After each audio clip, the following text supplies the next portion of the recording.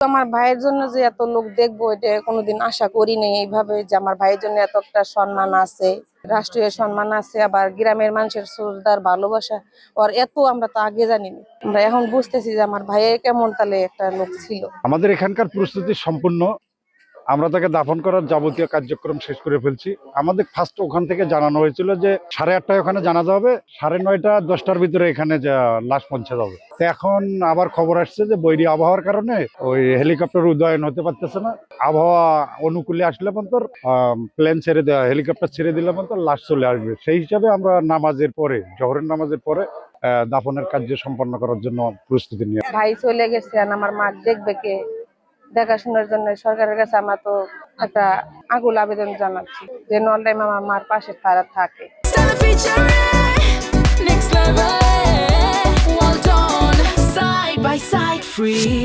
আমার মা তো আর কি দেখার মতো কেউ নাই, যে দ্বিতীয় একটা ছেলে থাকতো তার একটা বড়টা থাকতো, যে একজন গেছে একজন তো আছে, এরকম তো আমার মার পাশে আর কেউ নাই। আমরা শুধু এক ভাই এক বোন, ওই আমার ছোট আমি ওর বড়।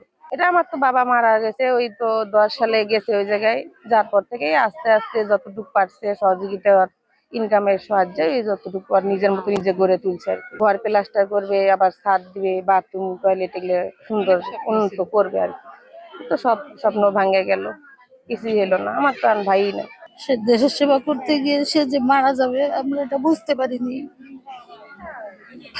তা আমাদের সব ছেড়ে গেছে সে, এখন ওর মাকে দেখার মতো কিছু কেউ নেই পৃথিবীতে, ওর কেউ নাই এখন।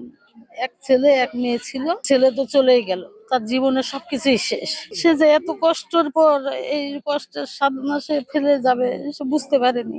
সরকারের কাছে আকুল আবেদন যেন আমার বোনটাকে একটু দেখে, সাহায্য করে, আর্থিক সাহায্য করে, এবং সে যেন তার একটা মেয়ে আছে তাকে দেখাশোনার জন্য আমি চাই সরকারের কাছে আকুল আবেদন যেন মেয়েটাকে একটা যে কোনো কর্ম দেয়, যেন মেয়েটা যেন মায়ের পাশে দাঁড়াইতে পারে।